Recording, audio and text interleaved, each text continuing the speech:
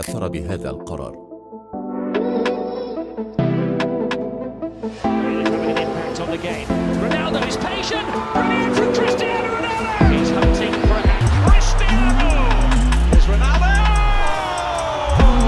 وحقق رونالدو أرباحاً مالية بلغت 100 مليون دولار تقريباً من قبل ناديه يوفنتوس عام 2021 بحسب مجلة فورت الاقتصادية، كما لدى اللاعب عقد بقيمة مليار دولار مع نايكي، وهو عقد يبقيه مع الشركة مدى الحياة مقابل أرباح للعب بقيمة